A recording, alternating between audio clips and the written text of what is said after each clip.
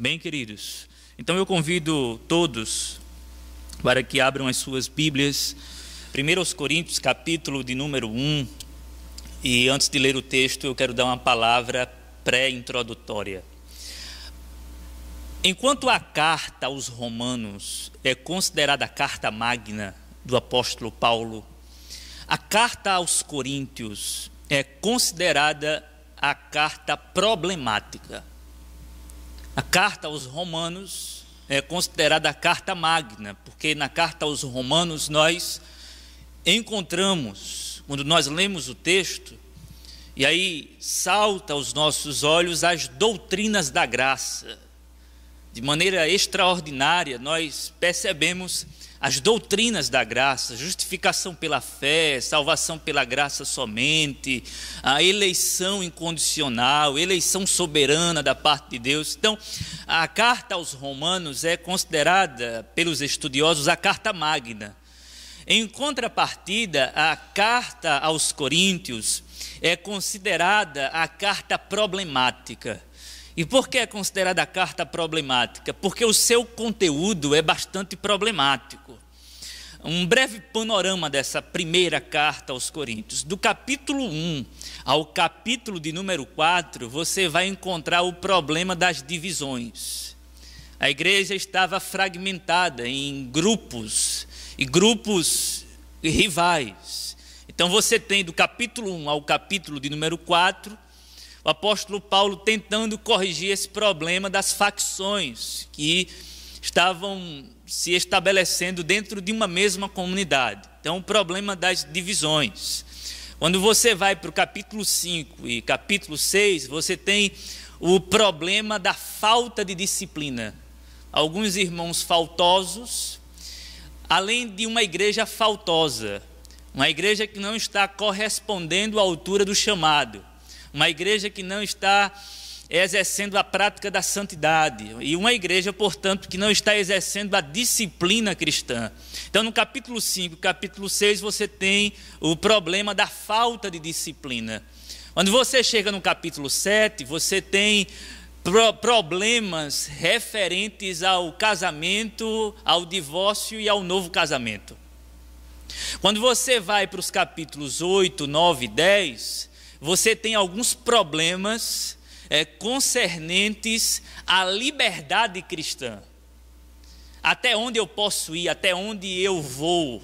Será que eu posso? Será que eu não posso? Então havia esse problema no que diz respeito à liberdade cristã. Até onde o cristão pode ir diante daquilo que Deus não tem uma palavra final e clara nas Escrituras Sagradas. Então havia esse problema entre os irmãos. Capítulo 11, 12, 13, 14, você tem um problema crônico litúrgico. Um problema na ordem de culto. Porque no capítulo 11 você tem um problema que está vinculado à ceia do Senhor. Os irmãos estão tornando a ceia santa e sagrada um momento muito profano. Capítulo 12, 13 e 14, os capítulos 12, 13 e 14, você tem um culto bagunçado, não apenas em razão da ceia, no capítulo 11, mas em razão da má administração dos dons espirituais. Os irmãos não estavam sabendo administrar os dons espirituais, e a liturgia, o culto estava uma bagunça. Havia um problema instalado naquela igreja na ordem de culto. Não havia ordem, aliás. Quando você chega no capítulo de número 15, você tem um problema de natureza teológica. Os irmãos estão aderindo, provavelmente, segundo Calvino, uma heresia, ou se você preferir, um erro teológico, um equívoco teológico sobre a ressurreição. Os irmãos estavam aceitando a ideia de que os crentes não ressuscitam. O nosso corpo não vai ressuscitar, isso é conversa fiada. Embora advogando a tese de que Cristo ressuscitou dentre os mortos. E aí o apóstolo Paulo vai usar de uma lógica. Se vocês acreditam que Cristo ressuscitou dentre os mortos, então é bem provável que nós também ressuscitaremos. Ele é a primícia dos que dormem, e se ele ressuscitou, nós também. Agora, se ele não ressuscitou, tudo bem, mas ele ressuscitou. Então o apóstolo Paulo vai tratar desse problema. Então o que é que nós temos diante de nós, irmãos? Nós temos uma igreja problemática. E nós temos a ligeira impressão que essa igreja é bem parecida com a igreja evangélica brasileira atual. De tal maneira que a carta se torna muito relevante. Quando você lê a carta, parece que o apóstolo Paulo está escrevendo a carta à igreja brasileira evangélica atual. De modo que essa carta ela é muito relevante para a saúde da igreja evangélica de hoje. Hoje nós iremos analisar os 3 primeiros versos da carta aos Coríntios, da primeira carta, e então refletir sobre esses versículos a fim de trazer uma palavra sobre a igreja de Deus. Senhor, nós estamos diante da Tua palavra e nós precisamos da assistência do Teu Espírito. Ó Deus, agasalha-nos com o Teu Espírito, nos assista com o Teu Espírito, que esta palavra seja veiculada, seja instrumentalizada pelo Teu Espírito, e que ela ilumine a nossa mente e ao mesmo tempo queime o nosso coração. Por favor, Senhor, fale conosco, edifique a Tua igreja na verdade, pois a Tua palavra é a verdade. Por favor, em nome de Jesus. Amém. Paulo, chamado para ser apóstolo pela vontade de Deus. Irmãos, antes de prosseguir a leitura, preste bastante atenção nisso aqui. Paulo comumente abre a sua apresentação em suas epístolas fazendo uma apresentação da sua autoridade apostólica. É comum você encontrar Paulo abrindo as suas cartas dizendo Paulo apóstolo. Por exemplo, na carta aos Gálatas você encontra a mesma coisa, Paulo dizendo antes de qualquer coisa que é apóstolo. E é interessante que as razões são as mesmas, tanto em Gálatas como aqui em Corinto. Mas olhando para esse contexto aqui de Corinto, é muito importante nós entendermos a força dessa expressão e a força que essa expressão tem aqui nesse contexto, porque quando Paulo se apresenta como apóstolo de Jesus Cristo pela vontade de Deus, essa iniciação, essa abertura, essa introdução é muito significativa e é muito importante porque na igreja de Corinto, alguns irmãos haviam formado tribunais humanos que estavam prontos para julgar a credencial apostólica de Paulo. Alguns irmãos estão suspeitando que Paulo é um impostor. Paulo não é apóstolo. É tanto que no capítulo 15, por exemplo, ele vai dizer que é como um abortivo. Mas os irmãos estão colocando em suspeição. Os irmãos estão suspeitando da autoridade apostólica de Paulo. E isso é muito grave, porque suspeitar da autoridade apostólica de Paulo coloca por terra tudo aquilo que ele diz em nome de Jesus. Porque, amados, o que é um apóstolo, ou o que era um apóstolo?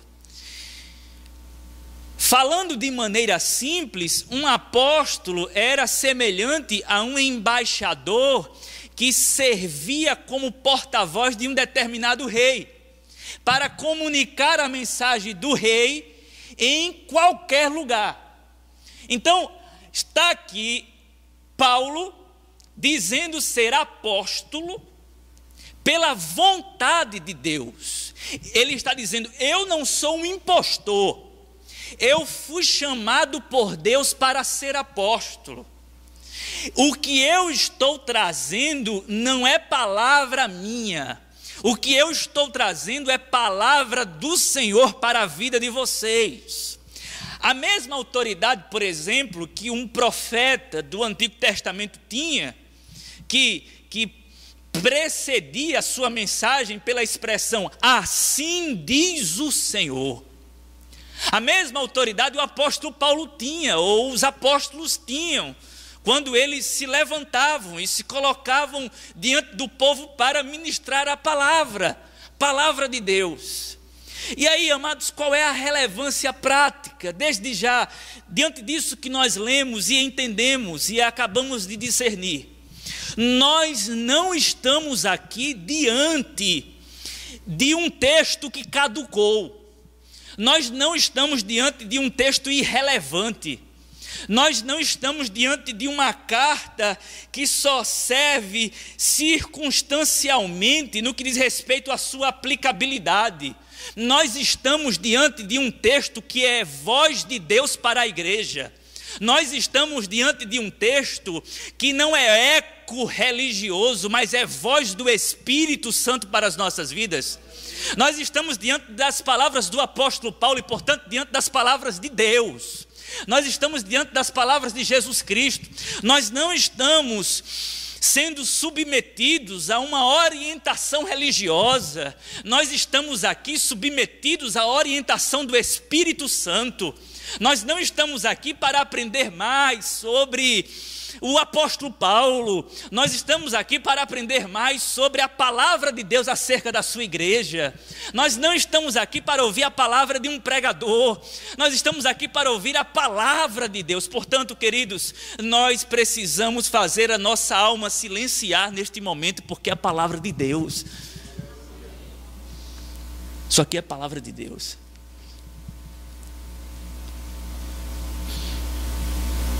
Hoje nós vivemos um fenômeno onde em cada esquina tem alguém se levantando em nome de Deus.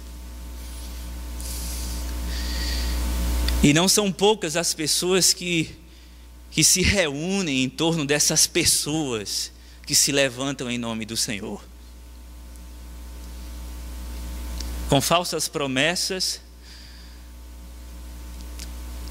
com palavras vazias, sem poder do Espírito, mas por meio de uma voz aveludada e através de um tom de ameaça, e colocando assim diz o Senhor antes de qualquer coisa, intimidando as pessoas, quando no entanto Deus não está falando absolutamente nada.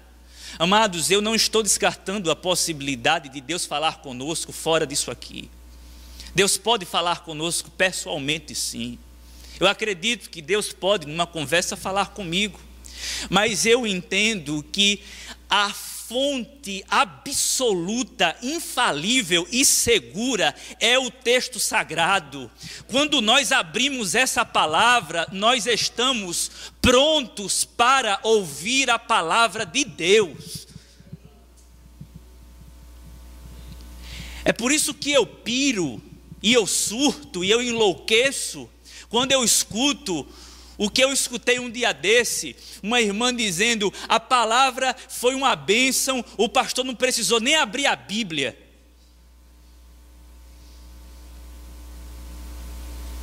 O pastor foi uma bênção, não precisou nem abrir a Bíblia.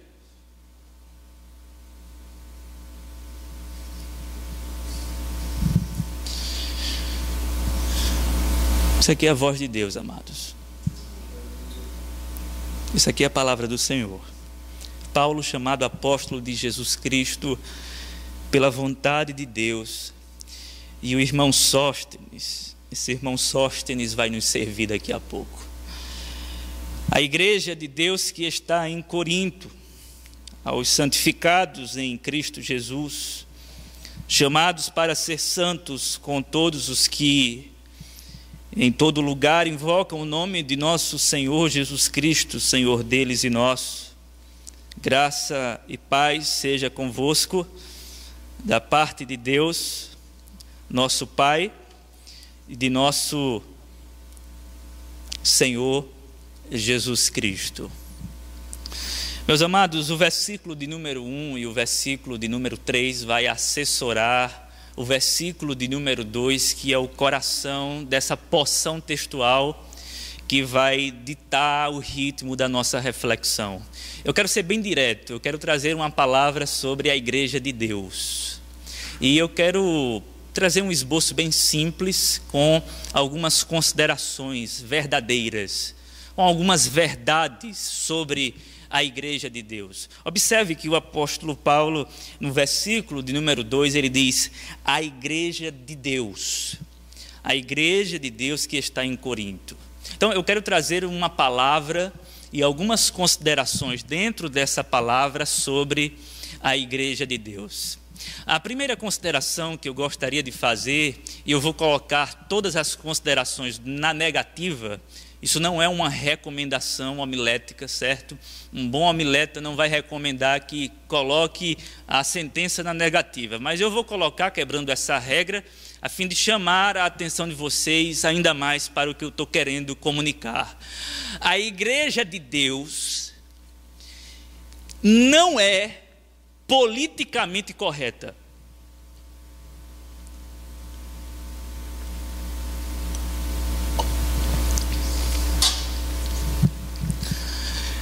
A Igreja de Deus não é politicamente correta.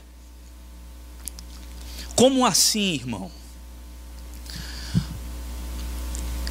É muito importante nós lermos o texto e a carta considerando o pano de fundo histórico. E o pano de fundo histórico se encontra no capítulo 18 de Atos. Não precisa abrir, por favor. Mas o capítulo 18 de Atos dos Apóstolos nos dá o pano, o contexto histórico, onde tudo começou. O apóstolo Paulo, ele sai de Atenas e vai para Corinto. E quando ele coloca os pés nesta cidade, ele faz o que ele costumava fazer. Ele procura uma sinagoga. Ou seja, já havia uma missão religiosa naquela cidade. Já havia uma Assembleia de Deus judaica. Já havia uma missão religiosa plantada ali, havia uma sinagoga. Os judeus já tinham chegado. E aí o apóstolo Paulo, diz o texto, ia para a sinagoga todo sábado debater e discutir. Ele ia para dentro de uma sinagoga judaica debater e discutir acerca da lei e, sobretudo, acerca do Messias, a fim de convencer o povo. E é interessante que lá no texto, o narrador sagrado, Lucas, vai dizer que Paulo debatia, numa tentativa de persuadir. Ele persuadia, a sua argumentação era um rolo compressor terrível. As pessoas ficavam, intimidadas com o raciocínio lógico do apóstolo Paulo, e ele ia debatendo sem respeitar a sinagoga judaica, simplesmente dizendo que eles estavam equivocados. Bem, a sinagoga não se converte. Os membros da sinagoga não se convertem, muito pelo contrário. Paulo recebe uma grande dose de hostilidade. Ele simplesmente é expulso da sinagoga.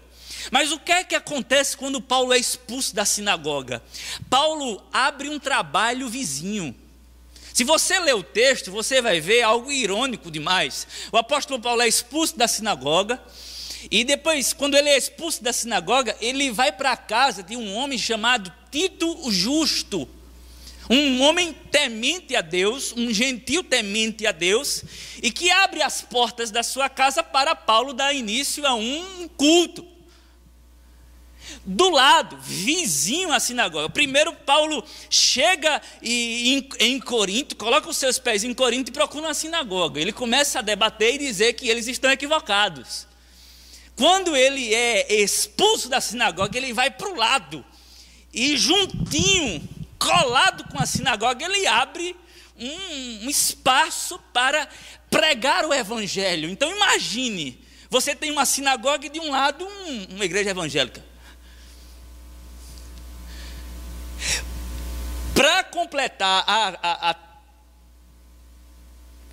tragédia provocada pelo apóstolo Paulo, o presidente da sinagoga crê em Jesus e leva toda a sua família para o trabalho do lado. A sinagoga então fica sem um líder. Provavelmente Sóstenes assume, esse Sóstenes que aparece aqui no versículo de número 1. Provavelmente o que era o vice-presidente, que tinha uma ambição para ser presidente da sinagoga, assume. Mas Crispo, que era o presidente da sinagoga, ele leva toda a sua família para a casa ao lado e começa a cultuar a Jesus Cristo, esse ressurreto. E o apóstolo Paulo, em momento algum, diz: não, volte para lá, porque eu não quero problemas. Não, volte para a sinagoga, porque não, venham para cá, aqui está pregando a verdade, é aqui mesmo, aqui é lugar da verdade, aqui é o lugar do evangelho. Percebe, irmãos, que a igreja de Deus não respeitou.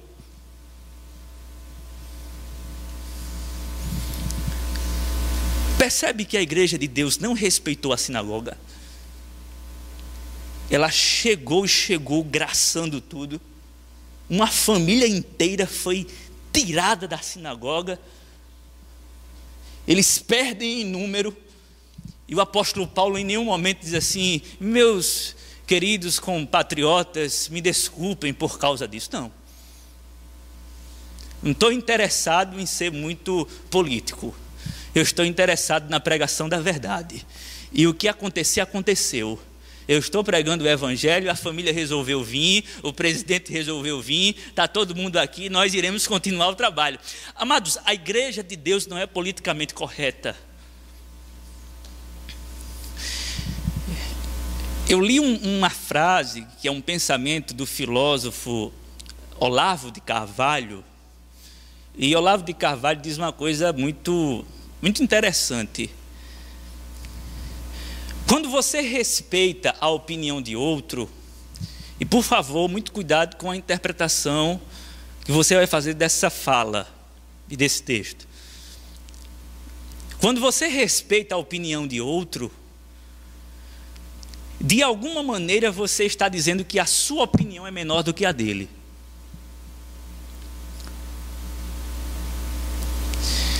Nós temos o costume, nós que somos pós-modernos, nós temos o costume de dizer o seguinte: nós respeitamos a opinião de todo mundo.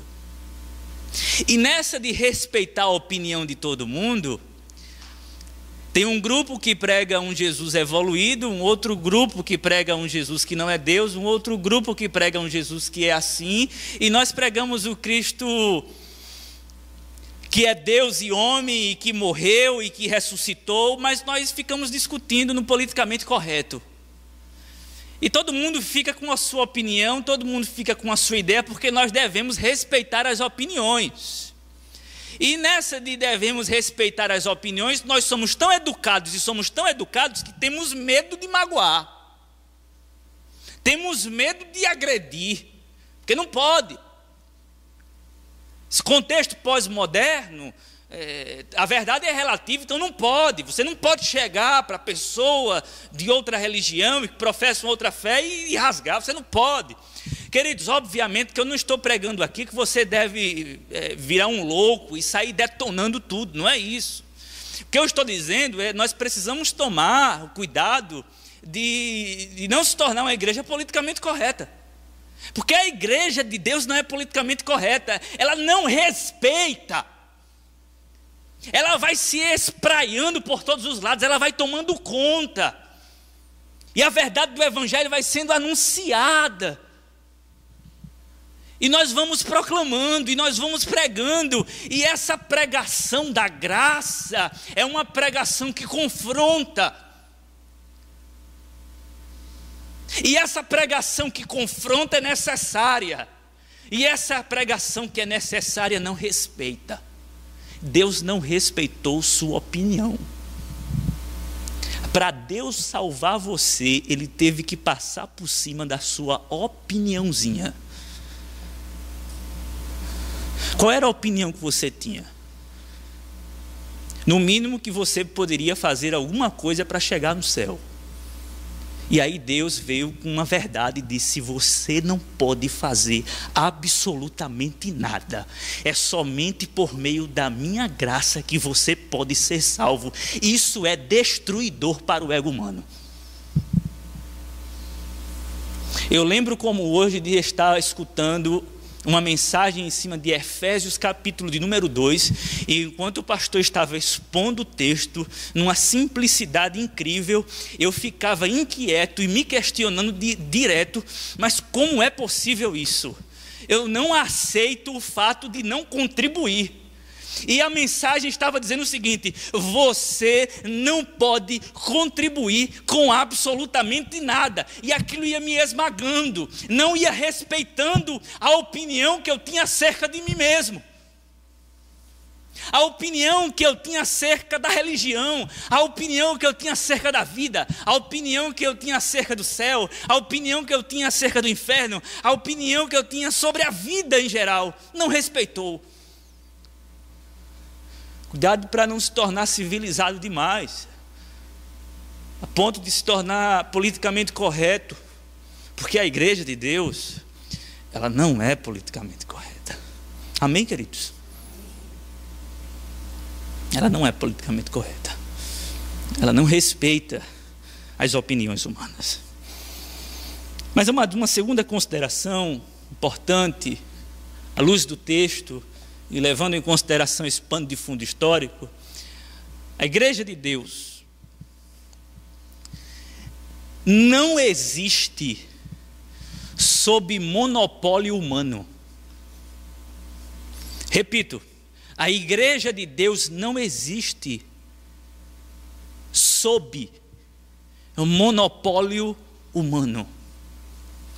Essa igreja aqui, ela é fundada pelo apóstolo Paulo.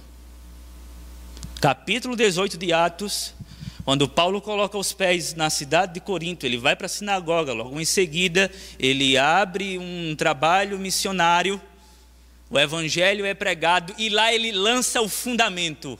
O fundamento é o próprio Jesus Cristo. A semente do evangelho é semeada naquele lugar e uma igreja é plantada. E quem é o plantador? O apóstolo Paulo. Depois de alguns anos, provavelmente essa igreja foi plantada no ano 50. Em 54, o apóstolo Paulo recebe uma informação não muito boa dos da casa de Cloé. Nós iremos ver isso mais na frente, ainda nesse capítulo, que a igreja estava dividida. Uns diziam: eu sou de Paulo, outros eu sou de Apolo, outros eu sou de Cefas, outros nós somos de Cristo. O apóstolo Paulo fica sabendo desses grupos que estão querendo dominar a igreja, e foi ele quem fundou a igreja. Foi o apóstolo quem fundou a igreja. E o apóstolo poderia muito bem, diante desse cenário, diante dessa situação, chegar na igreja, pegar o seu grupo, vamos todos comigo abrir um outro ministério, e esse microfone é nosso, porque nós fundamos, e essa caixa de som também é nossa, as cadeiras também, leva tudo, porque eu sou o fundador. Perceba a humildade de Paulo. Ele é o fundador da igreja, mas ele, quando dirige essa carta, ele diz: a igreja de Deus que está em Corinto. Não é a igreja de Paulo, não é uma igreja paulina, não é uma igreja que está sob monopólio de homem. Mas Paulo está dizendo: essa igreja tem um dono, e esse dono é o próprio Deus. Mesmo nas circunstâncias de natureza problemática que a igreja se encontrava, o apóstolo Paulo diz: é a igreja de Deus. Essa igreja tem um líder cujo cabeça é Cristo. Cristo é o cabeça, é a cabeça dessa igreja. Ele é o supremo pastor, ele é o bispo de cada alma, ele é o dono dessa comunidade. Essa é a mensagem que Paulo está passando, e o que ele está comunicando é o seguinte: ninguém tem o direito de tomar posse dessa comunidade, porque ela é de Deus. Paulo não emprega o pronome que indica possessão. Minha igreja. A gente vê alguns líderes dizendo: a minha igreja, o meu ministério, a minha, o meu, a minha.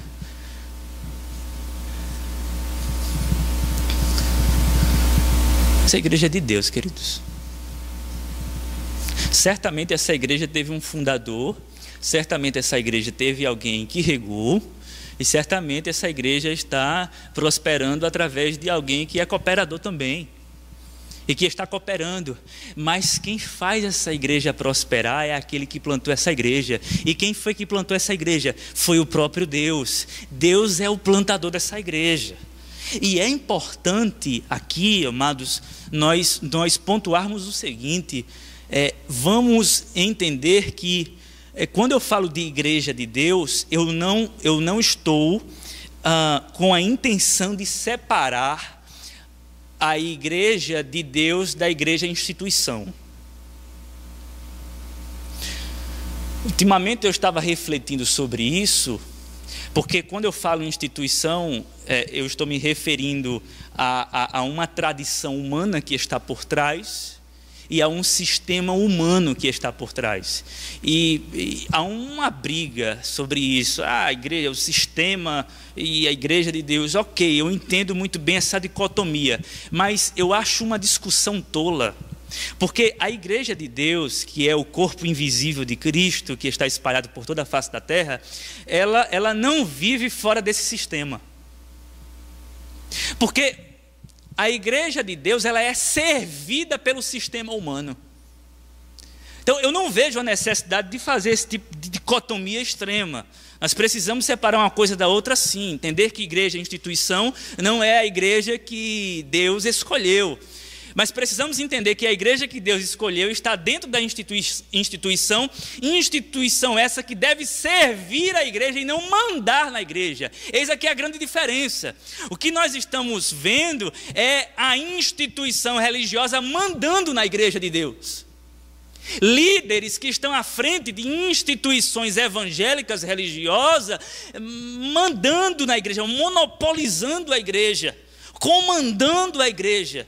Enquanto deveria ser o contrário, a igreja de Deus deve mandar no sistema humano, a fim de que o sistema humano sirva a igreja de Deus. Isso aqui é um sistema. E esse sistema deve servir a igreja de Deus. Como está servindo a igreja de Deus. E Deus usa esse sistema humano não para conduzir a igreja de Deus, mas apenas para abençoar a igreja de Deus. A igreja de Deus, de modo que nós precisamos olhar para o sistema como sendo uma bênção para a igreja de Deus. Precisamos denunciar qualquer tipo de suspeita de monopólio a partir do sistema, mas ao mesmo tempo devemos incentivar o sistema a servir a igreja de Deus, porque a igreja é de Deus. Amém, queridos? E dentro desse ponto eu gostaria de trazer algo bem simples, um conselho bem prático para nós. Tem muita gente hoje vivendo debaixo de um jugo, debaixo de um monopólio, debaixo de um sistema religioso humano, onde falsos pastores, que não são pastores e que são impostores, estão aprisionando ovelhas do Senhor. E nós temos a responsabilidade, sabendo nós que a igreja é a igreja de Deus, não apenas de denunciar, Essa turma que se coloca no pedestal para mandar na igreja, mas ao mesmo tempo temos a responsabilidade de orientar cada irmão, dizendo que cada irmão é sacerdote dessa igreja de Deus. Porque vem aquela história afiada: não mexa com o ungido do Senhor.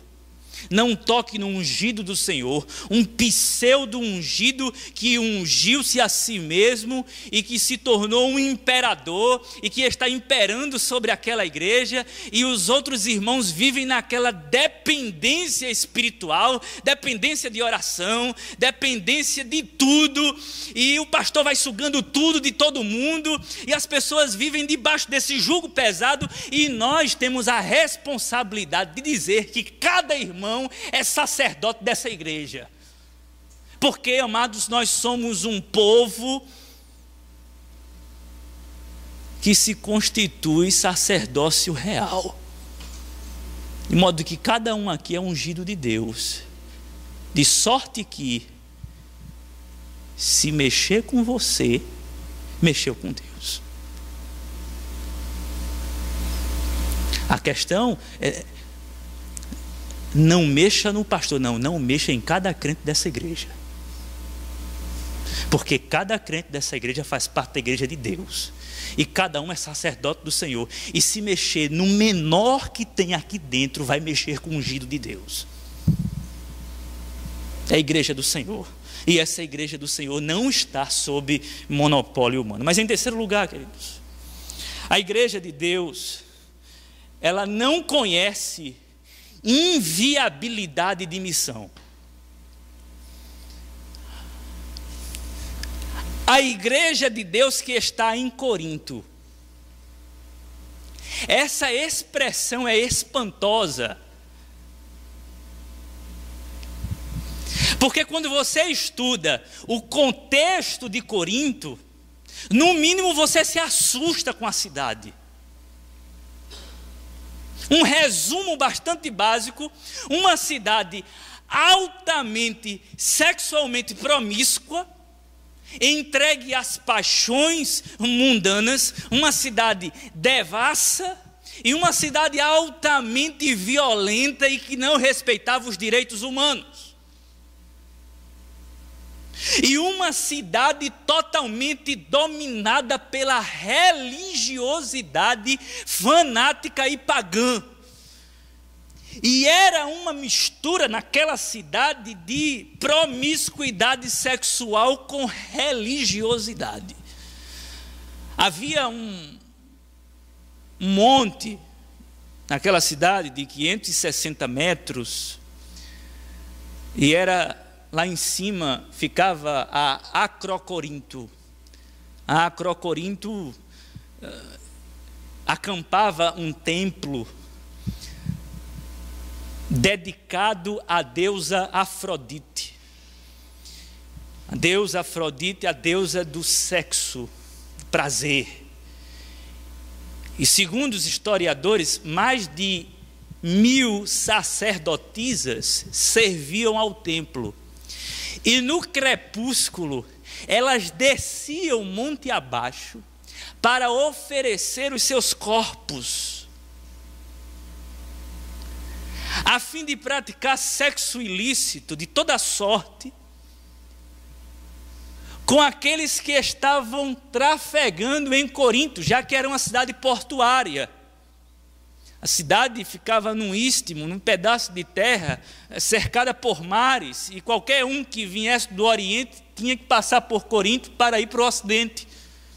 Então havia um tráfico muito grande de pessoas, e era uma colônia romana na época, e sendo uma colônia romana na época, Roma investiu muito, bastante, naquela cidade para que ela se tornasse uma cidade do prazer. Corinto se tornou uma cidade do prazer. É tanto que quem ia para Corinto costumava sempre conjugar o verbo corintianizar. Quando alguém estava prestes a ir a Corinto, dizia o seguinte: vamos corintianizar. Corintianizar era equivalente a vamos pecar. vamos satisfazer as nossas paixões. A cidade, irmãos, era uma cidade absolutamente tomada pela promiscuidade sexual e mergulhada numa religiosidade pagã. O apóstolo Paulo chega naquela cidade de terreno altamente escorregadio e ele olha e ele não vê dificuldade para plantar uma igreja ali. Porque a igreja de Deus, ela não encontra inviabilidade de missão. Não tem um lugar onde a igreja de Deus não possa colocar os seus pés.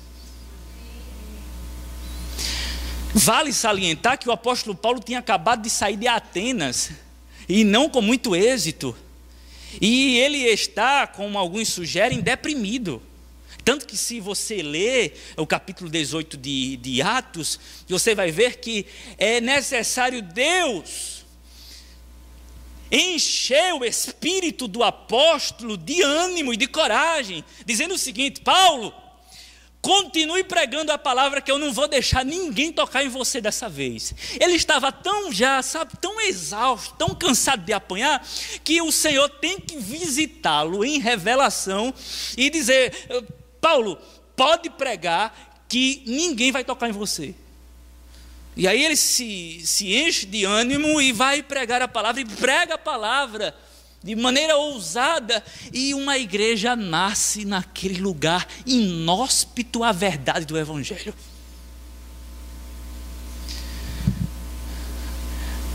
Nós costumamos olhar, espiar a terra, vamos espiar a terra.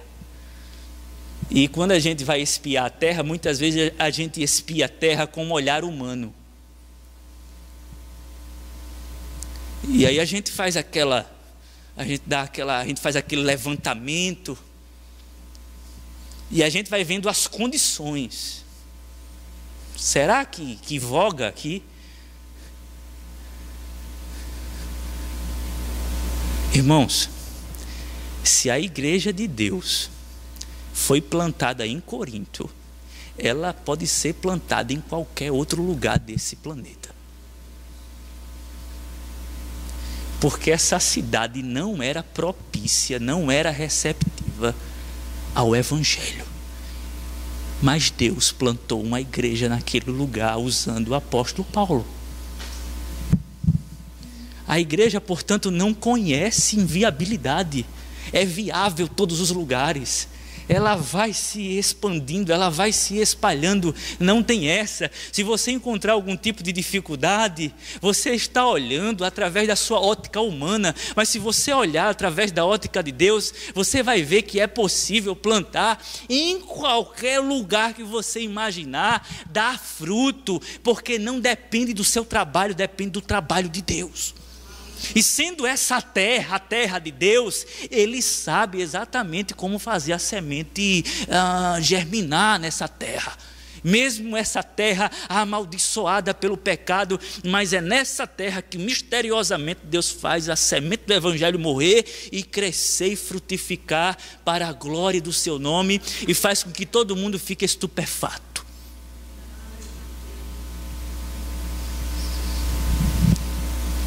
A igreja de Deus não conhece inviabilidade. Então, por favor, um conselho: não seja incrédulo. Não diga que não vai dar certo, porque não depende de você não, meu amado. Não diga que não vai funcionar, porque não depende de nós, queridos. Depende do próprio Deus. Não seja incrédulo.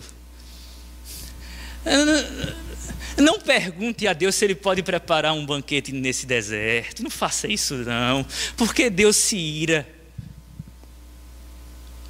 Assim como Ele se irou contra a incredulidade do povo no deserto, quando o povo perguntou: porventura poderá o Senhor nos preparar uma mesa nesse deserto? Porque não é possível.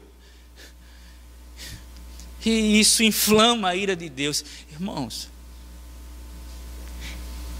olhe para você. Se Deus alcançou você, se a semente entrou nesse seu coração, ela pode entrar em qualquer outro coração. Se o evangelho alcançou você, não diga que não há salvação para aquela pessoa,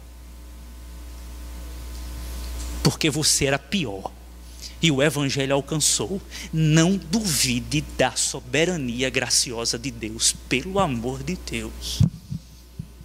Faça isso não, porque isso é uma afronta à graça soberana de Deus, porque a missão do Senhor, e a missão é dele, não conhece inviabilidade. Amém, queridos? O tempo está se esgotando, mas um pouquinho de paciência.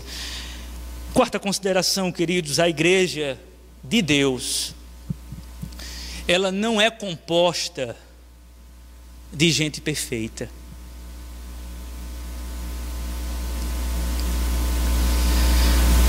A igreja de Deus aqui, nesse contexto, ela é composta por membros corintianos.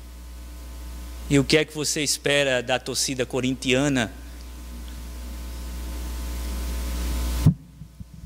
Um bando de loucos, não é? Era bem muito parecido aqui com a torcida do Corinthians, essa facções e facções. Mas brincadeiras à parte, queridos, essa igreja, o apóstolo vai dizer o seguinte: a igreja de Deus que está em Corinto, aos santificados em Cristo Jesus, chamados para ser santos. Paulo não diz aos perfeitos, mas aos que foram alvos da graça santificadora do Espírito e que foram chamados para ser santos. A única coisa que o apóstolo Paulo está dizendo é o seguinte: vocês foram separados de uma consciência mundana, e agora vocês conseguem discernir o meu propósito e, portanto, viver uma nova vida e viver em novidade de vida. Agora, isto não significa que estes irmãos eram perfeitos. Até porque, queridos, a gente vai se assustar. Nós iremos nos assustar mais na frente com essa igreja. É tanto que, se você tirar os 9 primeiros versos dessa carta e começar a ler do versículo 10, você não encontra uma igreja de Deus. Você encontra uma sinagoga do diabo, no mínimo. Se não for esses versículos iniciais, nós não iremos concluir que essa igreja é de Deus. O apóstolo Paulo, ele abre o texto muito positivamente, olhando a partir de uma perspectiva divina. Ele sabe dos problemas que pairam ali naquela igreja, e ele é sabedor de alguns pecados. Ele vai falar mais na frente. Mas mesmo assim, o apóstolo Paulo diz que é a igreja de Deus. A igreja de Deus não é a igreja de Deus quando ela é composta por gente aparentemente perfeita. E aí eu queria fazer uma consideração bastante prática aqui. Por favor, não se apresse em emitir um julgamento negativo antes do tempo.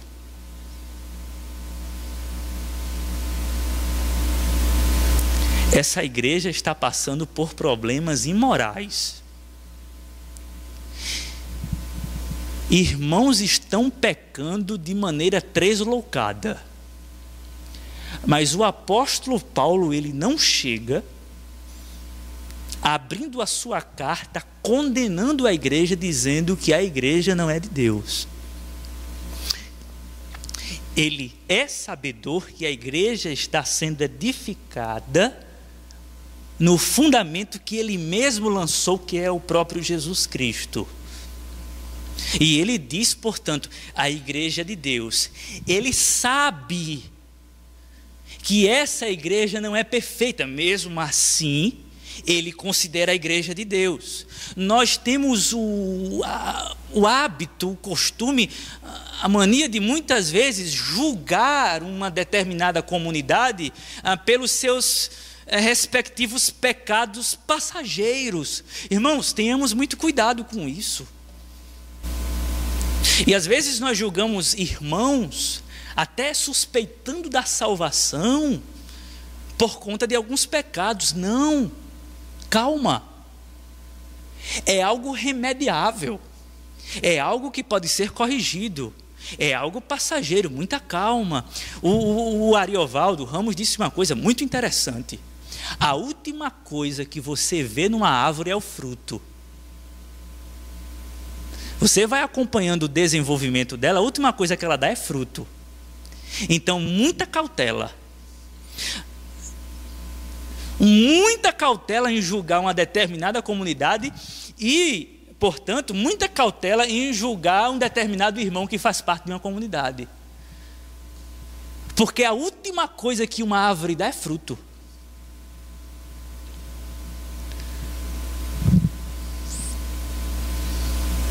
E às vezes a gente fica com uma exigência exacerbada, exagerada e muitas vezes diabólica, olhando para a vida de uma comunidade, ou olhando para a vida de alguns irmãos e emitindo sentenças.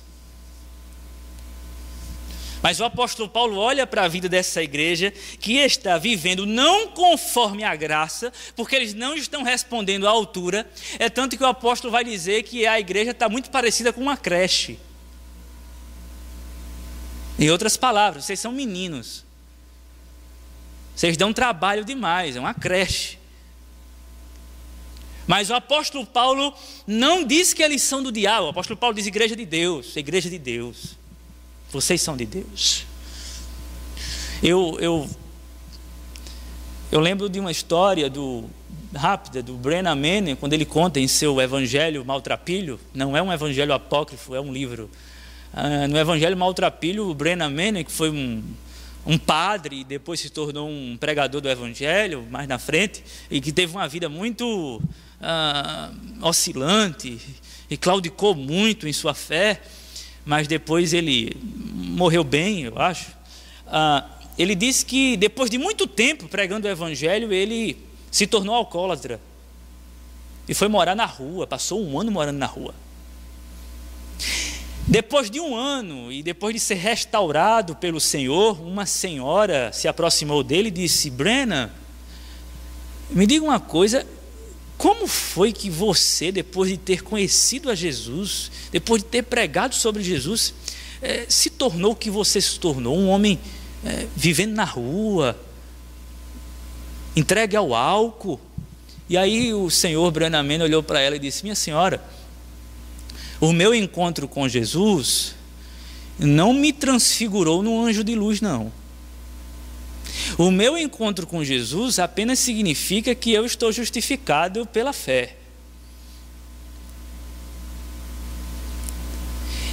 E eu estou num processo de santificação, mas eu não sou um arcanjo, um anjo, algo desse tipo. Eu sou um homem. E ele usa a seguinte expressão: os meus pés são de argila e eu sou um vaso de barro. E eu posso me quebrar a qualquer momento. E nem por causa disso ele deixou de ser um justificado, um homem declarado justo de uma vez por todas. Passou por um momento difícil na vida, de pecado, enfim, de falta, mas era do Senhor. A igreja de Deus, amados, não é composta por gente perfeita. E se você escutar alguém dizendo assim: eu agora encontrei a igreja primitiva, porque tem gente que se decepciona com uma determinada igreja, aí vai em busca de outra. Aí teve uma irmã que chegou para um pastor e disse: pastor, agora encontrei a igreja primitiva. Isso na ideia de que a igreja primitiva era uma igreja sem pecado. E aí o pastor simplesmente olhou para a irmã e disse: irmã, muito cuidado com Safira e Ananias.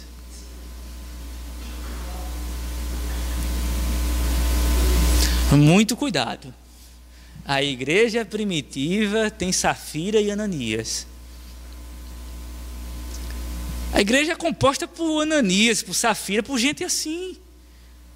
Por gente como você, gente como eu, gente que está num processo de santificação, que no final das contas vai chegar num amadurecimento completo e nós seremos a semelhança do varão perfeito que é Jesus Cristo. Mas enquanto isso, nós estamos lutando o tempo todo contra a nossa natureza pecaminosa. E nesse processo de lutar contra o nosso velho homem, nós perdemos em alguns nocautes. O próprio Jonathan Edwards, que foi considerado um dos homens mais santos da história, em seu diário, ele diz o seguinte, que perdia várias vezes a sua guerra contra o homem velho, e quando ele ganhava da velha natureza, quando ele derrubava o homem velho, ele dizia o seguinte: eu não deixava ele em paz, esmurrando o seu rosto, e quando ele se fingia de morto, eu ficava olhando para a cara dele, porque a qualquer momento ele me dava uma raspagem. O apóstolo Paulo tem essa consciência, ele sabe que os irmãos estão num processo, e nem por causa dos pecados circunstanciais ele julga como sendo a igreja do diabo. É a igreja de Deus, é uma igreja de Deus composta por gente como eu e você. Mas, amados, em quinto lugar, a igreja de Deus não é corintiana. Essa sentença, ela é proposital, até para tirar uma brincadeira, porque a igreja de Deus está aqui em Corinto, nesse contexto da cidade de Corinto. Ela também não é São Paulina não, viu? Não é de Paulo não. Mas ela não é corintiana. Isto significa que ela é universal. Ela é católica. A catolicidade da igreja está clara aqui. Veja o que o apóstolo Paulo diz: a igreja de Deus que está em Corinto, aos santificados em Cristo Jesus, chamados para ser santos, com todos os que em todo lugar invocam o nome do nosso Senhor e Salvador Jesus Cristo. Essa igreja que está em Corinto, ela não é corintiana, ela é uma igreja católica, é uma igreja que faz parte de uma igreja maior. Amados, o tempo já se esgotou e eu quero apressar aqui. Isso eu acho fantástico. Se você acredita que há vida em um outro planeta, isso não é nenhuma heresia não, isso é uma especulação de alguns. Se você acredita que há vida em algum outro planeta, saiba que tem uma igreja lá. Pode ter certeza, pelo menos uma Assembleia de Deus chegou lá. Tenha certeza disso. Porque, irmãos, a igreja do Senhor, ela é católica, ela é universal. Ela abrange todo o planeta, toda a terra. Há crente em Cristo Jesus por toda parte. A igreja de Deus, ela não está reduzida a uma geografia, mas ela ocupa todo o planeta. Há eleito em todos os lugares. Enquanto nós estamos aqui prestando culto, há uma multidão incontável prestando culto a esse Deus também. Nós não estamos sozinhos, nós fazemos parte de uma multidão que é como a areia do mar, que você não pode contar. A promessa que Deus fez a Abraão: a tua descendência será como, tu podes contar as estrelas do céu, a areia, você pode contar os grãos. Não, assim será o meu povo, assim será a sua descendência, como a areia. Essa igreja de Deus, queridos, ela não é corintiana, ela não é presbiteriana, ela não é batista, ela não é assembleana, ela é de Deus.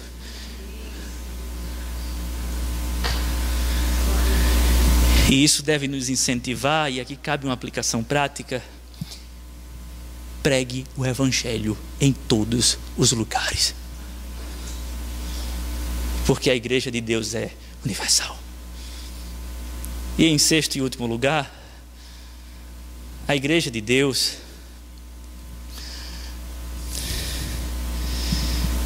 ela não é alienada do mundo. Eu quero encerrar aqui, o horário já se esgotou. Perceba que o apóstolo Paulo diz assim: a igreja de Deus que está em Corinto. A igreja de Deus não é extraterrestre.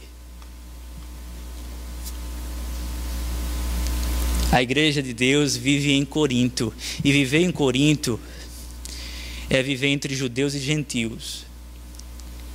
Viver em Corinto é viver entre sacerdotisas prostitutas e romanos burgueses.